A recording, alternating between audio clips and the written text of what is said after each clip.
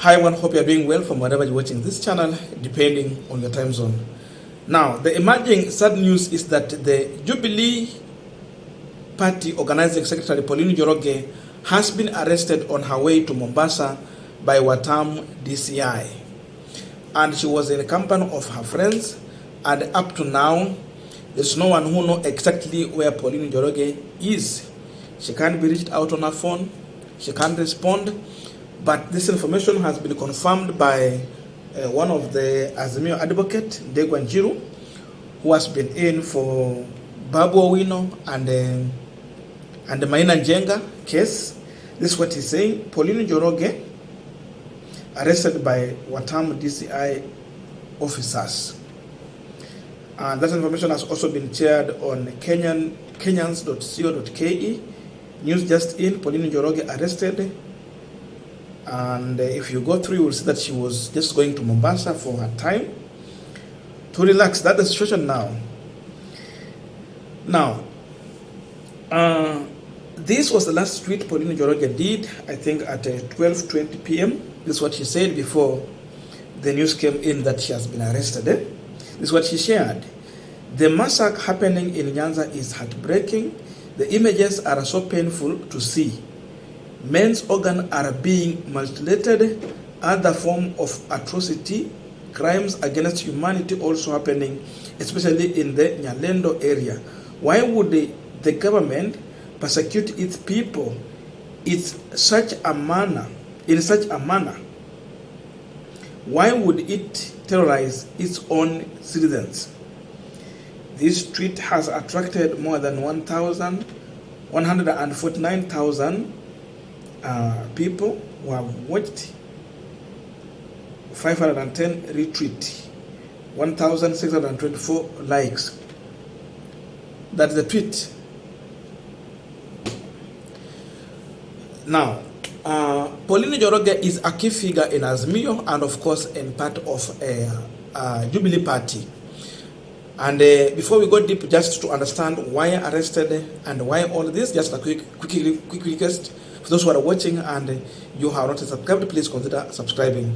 To our returning subscribers, I must say thank you so much. And again, to all our viewers, please give this video a thumbs up. Thank you so much, and back to this discussion.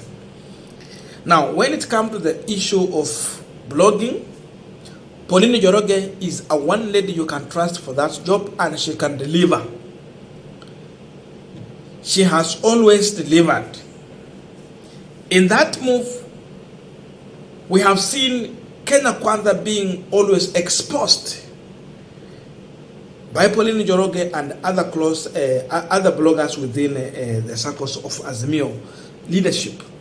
In fact, Pauline Njoroge is one person that you can trust her work 100%. If she tells you something today, or if she tweets, it is either happening or it will happen tomorrow, or it might happen in future. And it has always come to be confirmed. That means that there is possibility of having some sources within the security, because most of this information, it is classified information. She will always expose them. That means she has more of connection to the insiders within the power, and that's why the information has always been leaking out. Now, with all this, we understand the frustration in Kenya Kwanza side. In fact, this team has gone to an extent of trying to buy Pauline Njoroge with an offer of 500,000 shilling payment per month so that they can cross the bridge and go to Kenya Kwanza side and just continue with the same work. She refused. Now, someone else, I think someone by the name Bitiko something, is the one who took over that position. But they wanted to give it to Pauline Njoroge with a better offer. Pauline Njoroge said no. If you see someone is trying to buy you and you have been blogging against them, you have been exposing them, then it means they are confirming they are defeated and they are seeking for your service. That's the reality. So Pauline Njoroge escaped that trap, and she continued. With all this now, we are seeing the entire frustrations. Now they are just going for her because she refused totally. Remember, the same Pauline Njoroge has been trying to expose more on what this government is trying to do to the Kenyatta family. She has been among the people that you will trust for the first-hand information when she air out some of this issue. And with all this, the world has been able to see what the government is trying to do in terms of frustrating the Kenyatta family and the other issues to do with Uhuru Kenyatta as an individual directly.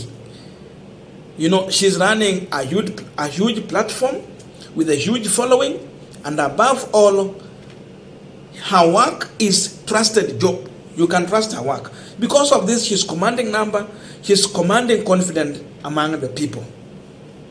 This one is a huge threat to Kenya Kwanza government. They have tried to abuse her. They recruited other bloggers to try and, always make first 100 negative comments on every tweet she'll do or post. It has failed to work. Now they are going for her. The entire issue here could be these guys are looking on how to get to the gadget that Pauline Njoroge is using when she's doing this job. They need her phone. They need to see communication on how she's having that communication. Whom is she talking to? How is she gathering information before she come out and air it? And that's why she has been arrested by DCI.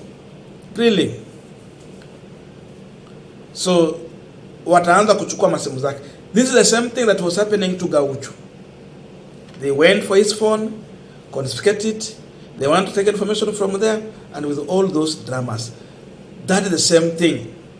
Because even when Itumbi tried to lie about some things, Pauline Njoroge will come out with the truth and he will get exposed. He will lack what to say.